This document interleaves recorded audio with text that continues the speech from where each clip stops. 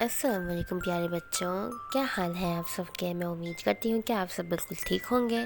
تو پیارے بچوں، آج میں آپ لوگوں کے لیے ایک اور دلچسپ اور مزیدار کہانی لے کر آئی ہوں۔ کہانی اگر اچھی لگے تو اسے لائک کرنا مت بھولیے گا اور میرے چینل کو سبسکرائب کر دیجیے گا۔ تو چلیں کہانی کو شروع کرتے ہیں۔ ایک دفعہ کا ذکر ہے، ایک جنگل میں ایک خوبصورت مور رہا کرتا تھا۔ وہ بے حد حسین تھا۔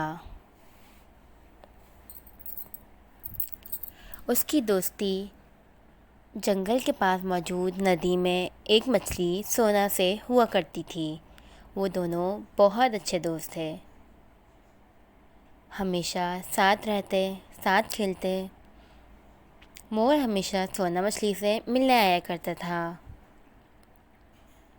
ایک دن جب مور سونا مچھلی سے ملنے آیا تو اس نے دیکھا کہ ایک مچھوارا وہاں مچھلیاں پکڑنے آیا ہوا ہے۔ تو مور بے حد پریشان ہو گیا۔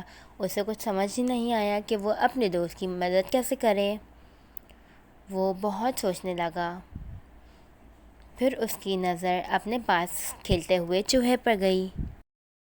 وہ چوہے کے پاس گیا اور اس سے کہا،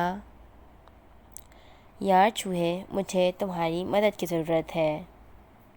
یہ مچھوارا میری پیاری دوست مونا کو لینے آیا ہے، اس میں مجھے تمہاری مدد چاہیے۔ چوہے نے بولا، میں تمہاری کیا مدد کر سکتا ہوں؟ پھر دونوں نے مل کر ایک بہت زبردست پلان بنایا۔ پلان بنانے کے بعد وہ دونوں تھوڑی دیر میں ہی اس ندی کے پاس پہنچے۔